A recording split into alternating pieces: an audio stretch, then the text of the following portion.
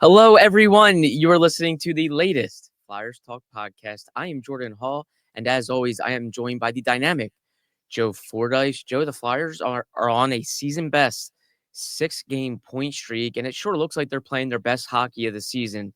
If you look at it, their goal prevention is there, their goaltending is there, special teams has kicked in. What do you think has been the biggest key to this run so far? What has really caught your eye and has shown you that these Flyers are kind of looking like the Flyers from last season?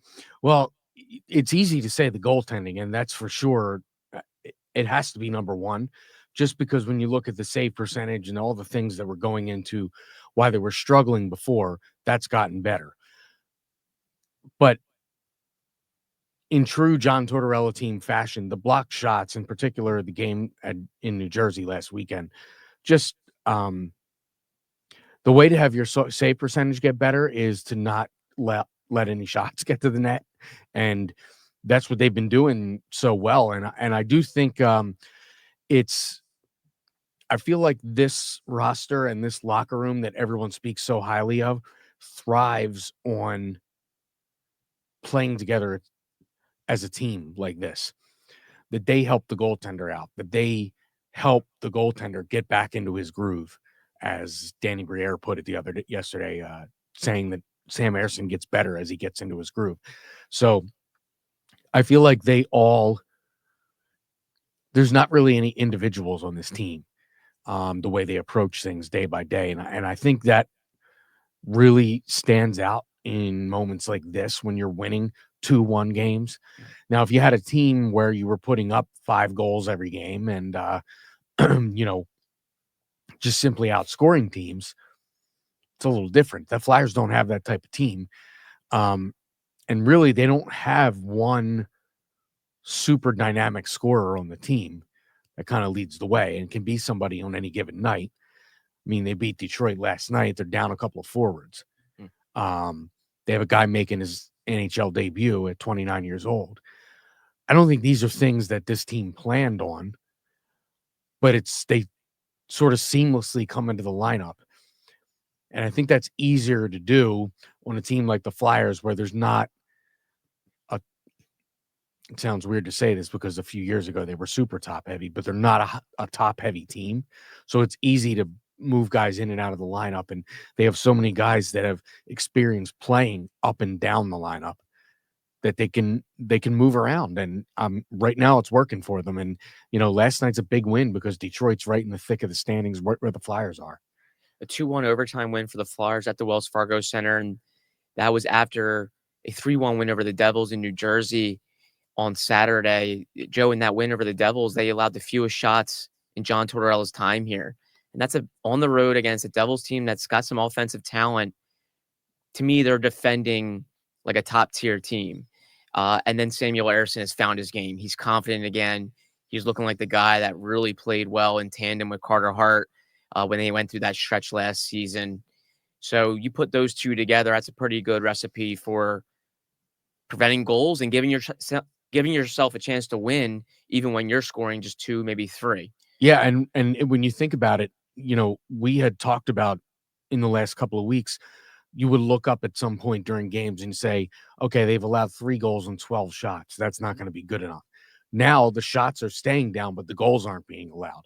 So they've now combined the efforts to not allow the shots, and the goaltender's playing better. So I think that's where you're seeing the results of the way that they're playing. And, when you put it all together, the goaltending is the biggest factor. Yeah. But the goaltender not having to make 40 saves, also a huge factor. So the Flyers have remained consistent with that, and I think that's huge. I was just going to say, I think it really boils down to Samuel Ersson being himself again, looking like himself, giving the Flyers great chances to win games. John Tortorella even said it. Goaltending will change the mindset of your team, and I think the Flyers are playing confidently because their goaltender is playing confidently. Danny Briere the other day, Joe, did speak about goaltending and how he thinks that's an easy cop-out when the team's not playing well. He didn't want to pin the early struggles in the season all on goaltending, even though the team had a league worst save percentage and clearly were not getting the saves that they needed. Briere was holding his midseason address, and things kind of seem status quo on the timeline and how they're going to approach the trade deadline. The focus is still very much the future. If something makes sense for the future, they're going to pull the trigger. But it also sounds like they don't want to blow the team up. They're not thinking they need to take a huge step back. How did you feel about that patient approach staying true right now? I can't quite get a grip on if fans are losing patience, if they feel like Briere is being a little too passive and maybe not aggressive enough. But we are still in January, though, as well. I think time will tell, in February and March, just exactly what Briere will do. Well, we're still in January, and the other thing people have to remember is they've told you the biggest problem on this team right now is the money being paid to guys that aren't playing on the team. And that is going to clear up over the next 2 seasons. So it's not as if he's going out there toward the trade deadline with a full deck and able to absorb money. He's not. That's the thing. So you can't make moves in this league without having cap room. They don't have cap room. Where can they move some cap room? If they were to trade a guy like Ristolainen, if they were to trade, but again, it's not a ton of cap room. And the other thing he said was, it's not like you look around the league and teams are saying, here's a top line center. We'll trade him to you. Mm-hmm. Or, as he said, the price is astronomical. I mean, I feel like when people react in a frustrated way, they throw out these blanket statements like, you have to go get somebody. Who is the somebody? That's always my question. Who's the somebody? The somebody that's going to help this team right now, because what they need is a center. And look, who is the center that's better than the centers that you have that you're going to be able to go out without mortgaging your future?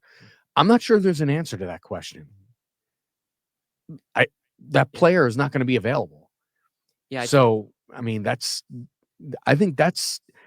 I don't think anything has changed, because they told you it was going to take until that money came off the books.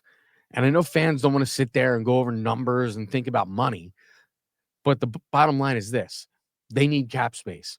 They're not going to get any cap relief until after this season and after next season, and then they'll have plenty of it. How many times have we heard them refer to when we're ready to sign somebody? Yeah. And that's the coach, that's Danny Briere, that's Keith Jones, that's whoever speaks. That's what they say. So I understand they're running out of patience in terms of time, but they told you all along this was going to take a while, and nothing about that or the messaging has changed. I agree. And I understand if fans are losing patience. Like, they've heard the word patience for over a decade now, and I get it. That's probably frustrating. But this has been the message from this regime, that they were going to draft and develop, and they're in a decent position to do it. They've done it. They have Matvei Mishkov here, and they have 6 picks in next draft in the first 2 rounds, 3 first-rounders, 3 second-rounders. So they have picks. In a very deep draft. In a deep draft. And I think if they have an opportunity to get more picks, they will do it. But they also have they're in a position to maybe use those picks and be creative this summer. I think they have a chance to be creative and aggressive this summer. So the trade deadline is not always the best opportunity to really shake your team up. If anything, it's for contenders to try to add and supplement a run. But really, there's not a ton of hockey trades at the deadline. I think this summer they will have a chance to have some money freed up and to be a little more creative, to maybe make a splash via trade or via free agency. I think that's a time where maybe the Flyers will have a better read on their team, a better read on their future, and maybe think, hey, we're closer, let's make a move, or we're not, and we have some guys we need to get rid of to further supplement the rebuild. But if they have a somewhat subdued deadline, I don't think that's the worst thing in the world. But I do think Briere's going to be open-minded, and he can make things happen. But last year, they had a clear-cut trade candidate in Sean Walker, who was on an expiring deal. This year, I don't think they have a clear-cut move. They have guys that I think will have interest. But it is January, and I don't think we need to get too worked up over Danny Briere saying the future is still the key. We're not shopping Rasmus Ristolainen. I think, that's also him just trying to keep Rasmus Ristolainen motivated and feeling he's a part of it. Mm-hmm. And also telling teams, you're going to have to give up a good bit if we move this guy. So again, I'm not getting too overworked or too overworked up over Briere's comments. I think they're very much staying the course, and at times that can be frustrating when the team's looking like a 500 team. Well, the last thing I would say on this too is that when you get this overreaction from fans, if you were to ask them, would they rather wait and build a team in the way that this hierarchy has talked about building a team to contend, year after year, or would you rather trade and get a piece that helps you sneak into the playoffs this year and lose after a round or in the first round? I think most fans would choose the former. I mean, sneaking into the playoffs and losing, we've already seen that with this team. We've seen it in the last decade. We've seen it go nowhere. I mean, if Purgatory is just missing the playoffs, but not being one of the worst teams and getting the higher picks, just making the playoffs and losing the first round, slightly above that. Yeah. And it just seems like in this day and age, especially with the two winter sports, more so than baseball and football, then middling is not a place you want to be, because the chances that you're going to go up instead of down are not good. And I don't think that this team realizes that, and realizes that it's not a single move is not going to put you over the top. And you have to have space for that move. So that move needs to come at a time that is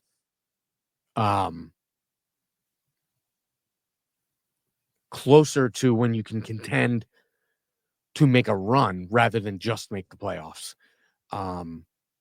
Because you think back last year, I mean, take out the Eastern Conference because we remember, because the Flyers were in the mix. But if you go to look at the Western Conference, I mean, do we remember who the last teams that snuck in the playoffs were? Yeah. No. So it's sometimes you need to take a step backward, and usually it's not good to look at things in a vacuum. You need to look at things in a vacuum in terms of this front office group, because this front office group has nothing to do with the Chuck Fletcher regime or the Ron Hextall regime or the Paul Holmgren regime. This is its own thing. They told you their plan, and so far they're sticking to their plan. So I get that it's frustrating, but I mean, you have to look at the realistic components of this and draw your opinion from there. And I really think that people would calm down if they did that. If the roster was littered with guys that were 30 and aging and bad contracts, and if the team had very little draft capital, I would be concerned, because it would be a team that's probably not getting any better, and it's just hovering in the playoff race or hovering near the wild card spot. But it's not. I think the Flyers do have young players in their lineup. They have draft capital. They're going to have some money coming off the books this summer. I still think they're in a favorable position to push forward, to keep going through the rebuild the way they want to, and they have a young guy that I think has future superstar written all over him in Matvei Mishkov. So I understand patience is frustrating, but I think patience could be rewarded here, and I really think the summer will be a chance for the Flyers to be a little more aggressive and to kind of see their vision come into focus. I'm not sure this deadline will be it. Perhaps they could do some things at the deadline, but I think the summer is where the Flyers could be a lot more active, and we'll see where it goes. But Joe, one line that we wanted to focus on, and it's got that young superstar Matvei Mishkov, is Sean Couturier's line. It's been really good over the last 3 games, and it also has Joel Farabee on it, who has played very well since that 3-game benching. I really think that line has given the Flyers more options for scoring. It's given them more depth up front. I think it's gone a long way in them winning their last 3 games. I think if that line continues to play the way it has, and it gives help to the Noah Cates line, it gives help to the line Travis Konecny's playing on, suddenly the Flyers are a lot deeper team that is going to win games. I think if you go back some years to a couple of coaching tenures ago, probably Hackstall, Vigneault, there was this thing where any player that was struggling, you put them with Sean Couturier and things started to go the right direction. You almost get the sense that's happened here to a lesser extent because we know Couturier's had his struggles and he's certainly not the same player he was 4 or 5 years ago. But he's a smart player. He's a player with a lot of experience. And when you look at, I'll use Mishkov's game. We all talked about in the offseason the speed factor if he were to play with Couturier. But I think what we've seen is speed is not really Mishkov's game. He's a more of a deliberate player, and I think that lends itself to Couturier because Couturier is going to make the smart plays in the middle of the ice and be good defensively. And if there's anywhere where Mishkov needs to improve the most, it's probably there defensively. So I think he's a perfect, for now, a perfect center for Mishkov. And then Farabee just was in a guy that was obviously in need of a reset.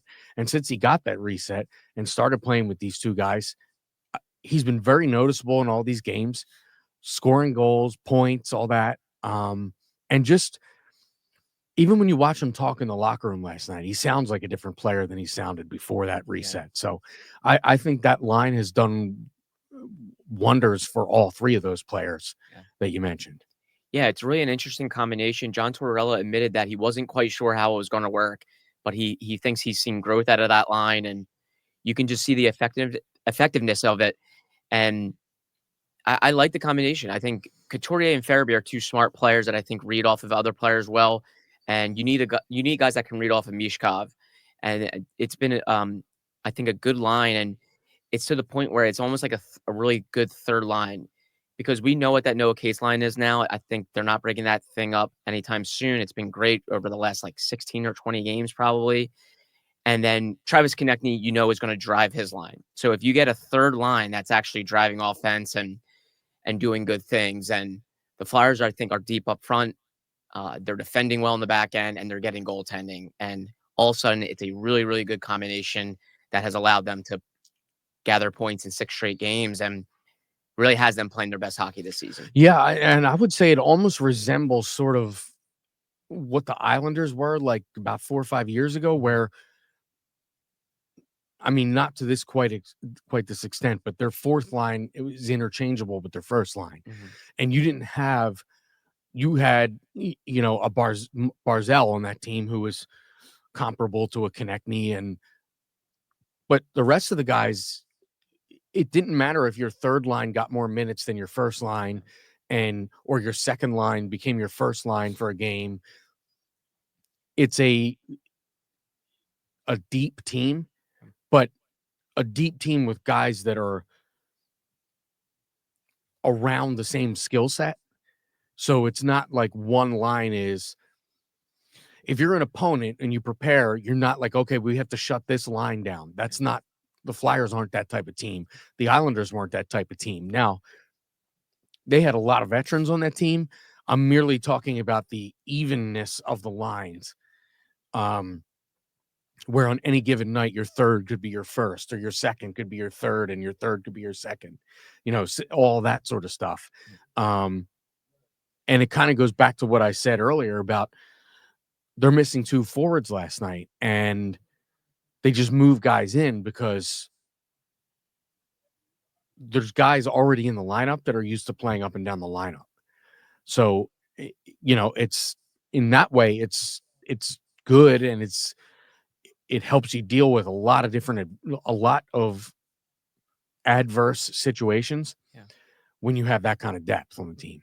Yeah, last night that Noah Cates line is on the ice for the only goal against, and the Flyers find a way to win the game. A couple weeks ago, that line was tearing it up offensively, and the Flyers were still losing games because they had just little to no depth scoring up front that was helping them. Last night, they get some help from another line. The Flyers defend well, and Ersson looks like Sam Ersson, and they find a way to win. So they're not relying on that Noah Case line to be like the best line and to not give up goals at all. That line had a human moment, and it didn't really bite the Flyers. They still found a way to win in overtime, get 2 points. So, Joe, a lot of division games. We've got 2 more coming up.